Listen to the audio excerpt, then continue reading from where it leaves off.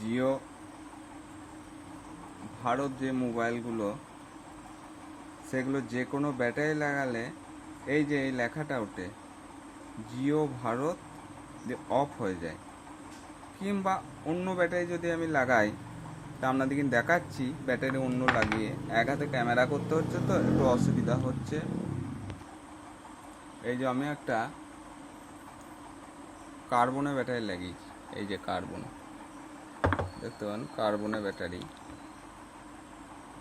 হ্যাঁ, এই যে জিও ভারত লেখা আসছে, আসার পর এই যে একটা লেখা phone is about is salt down, মানে অফ হয়ে যাচ্ছে, কোনো চার্জ নেবে না, সেটটাও অন হবে না।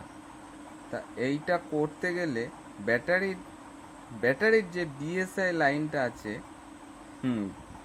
ব্যাটারির যে বিএসআই লাইনটা আছে ওটা দেখাই আমি। ওই ব্যাটারিটা আমি করেছি। এই যে ব্যাটারিটাকে খুলে এই সার্কিট বোর্ডটা খুলবেন, ব্যাটারিটা খুলে, হ্যাঁ, এই সার্কিট বোর্ডটা খুলবেন। সার্কিট বোর্ডটা এই যে মধ্যের পিনটা আছে, এই যে মধ্যের পিনটা, এই এই মধ্যের পিনটার সাথে একটা রেজিস্ট্যান্স থাকে। এমনি ব্যাটারিতে ওগুলো 68কে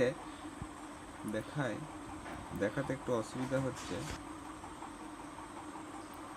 68কে রেজিস্ট্যান্স থাকার জন্যে এইখানটাতে দেখা যাচ্ছে না ঠিক মতন।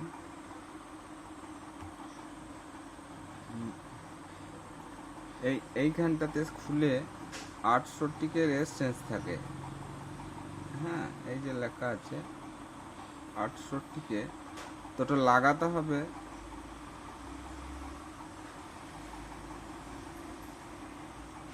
10K মতন লাগাতে হবে। 10K লাগালেই সেট যে কোনো ব্যাটারিতে বিএসআই ওই মধ্যের পিনটা থেকে মেপে দেখবেন মিটার দিয়ে, মাল্টিমিটারে 10K লাগালেই এটা চার্জ নেবে। আমি ব্যাটারিটা এবার দেখাই, লাগিয়ে চার্জ নি।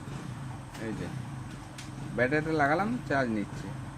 আর তখন কী হচ্ছিলো, ওটা 68K থাকলে একদম চার্জ নেবে না, এমনি নর্মাল ফোনে নেবে, কিন্তু এই জিও ভারত ফোনে নেবে না, ওটা 10K লাগাতে হবে। 10K লাগালেই এটা চার্জ নেবে, অন হবে, সবই হবে। শুধু ওইটুকু করবেন, তাহলেই সেট সাকসেসফুল একবারে। মানে এইগুলো ব্যাটারিগুলো পাওয়া গেলে তো আলাদা ব্যাপার, ম্যাচিং হয় না বিএসআই লাইনের সাথে। ব্যাটারির শুধু বিএসআই লাইনটাই যে করবেন। এই পর্যন্ত ভিডিও যদি ভালো লাগে সাবস্ক্রাইব করবেন চ্যানেলটাকে, আরও ভালো ভালো নতুন ভিডিও দেওয়া হবে।